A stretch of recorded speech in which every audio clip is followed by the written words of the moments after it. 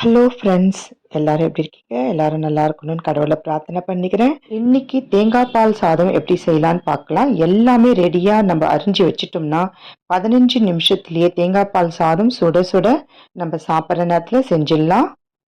புதினா ஒரு கைப்பிடி, 2 வெங்காயம், பச்சை மிளகாய் ஒரு 4, ஒரு குண்டு பூண்டு நல்லா தட்டி எடுத்து வச்சுக்கின்னு, அரிசி ஊற வச்சு வச்சுக்கின்னு, தேங்காய் பால்.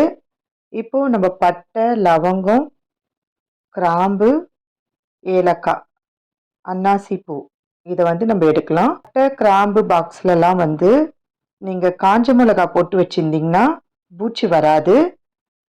காஞ்ச மிளகா போடுவேன். தேங்காய் பால் சாதத்துக்கு நான் தேங்காய் எண்ணெய் தான் யூஸ் பண்ணுவேன். பட்டை கிராம்பு, இலை, ஏலக்காய், அன்னாசி பூ இதை நம்ம போட்டு வதக்கிக்கலாம். புதினா, வெங்காயத்தை முதல்ல போடலாம். பச்சை மிளகாய் போட்டுக்கோங்க. உங்களுக்கு காரத்துக்கு தகுந்த மாதிரி நீங்கள் கூட குறைச்சி அப்படி போட்டுக்கோங்க. நான் பூண்டு கொஞ்சம் போடுவேன். இப்போ புதினாவை போட்டு நம்ம வதக்கிக்கலாம். பூண்டு ஒரு குண்டு பூண்டு நல்லா உரித்து தட்டி வச்சுக்கோங்க. சோம்பு போட்டு தாளிப்பாங்க சில பேர். நான் சோம்பு தூள் போடுவேன். நல்லா வதக்கி கொஞ்சம் 1/2 ஸ்பூன் இஞ்சி பூண்டு விழுது போட்டேன். வதக்கிக்கலாம். ஒரு 1/2 கிளாஸ் தண்ணி ஊற்றிக்கலாம். இந்த பச்சை மிளகாய் காரம் நல்லா ஏறட்டும்.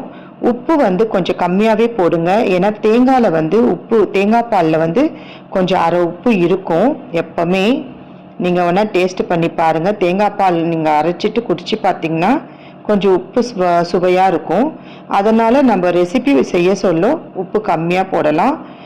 நல்லா கொதிக்கட்டும். தட்டு போட்டு மூட வேணாம். தட்டு போட்டு மூடணும்னா உடனே இப்படி பொங்கி மேலே ஊற்றிடும், ஸ்டவ்லலாம் ஆயிடும். நல்லா கொதி வந்தவுடனே நான் 1.25 ஆழாக்கு அரிசி போட்டேன், ஊற வச்சேன். அதை நம்ம தண்ணி கொதிக்கிற தேங்காய் பாலில் நம்ம ஊற்றிடலாம். இப்பயும் தட்டு போட்டு மூட வேணாம். நல்லா சாதம் வெந்து மேலே எழும்பி வரும்போது நம்ம தட்டு போட்டு மூடலாம். ஒரு சின்ன கடாயில் 1 ஸ்பூன் நெய் போட்டு முந்திரி வறுத்துக்கிறேன். இது நல்லா வதங்கிட்டோன்னு கூட புதினாவை கொஞ்சம் போடலாம். அதுலேயே கொஞ்சம் போட்டு லைட்டாக, அதாவது ஸ்டவ் ஆஃப் பண்ணிவிடுங்க. ஆஃப் பண்ணிவிட்டு கொத்தமல்லி போட்டு அந்த கடாய் சுட்டிலே அது வதங்கட்டும். இப்போ நம்ம லாஸ்ட்டாக தேங்காய் பால் சாதத்தில் போட்டு கிளறத்துக்கு பாருங்க, நல்லா மேலே எழும்பி வந்துருச்சு சாதம். இந்த நேரத்தில் நீங்கள் ஸ்டவ் சிம்மில் வச்சுருங்க.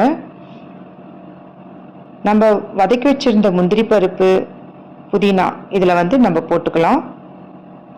நல்லா கலரி விடுங்க, மெல்லமாக கலரி விடுங்க.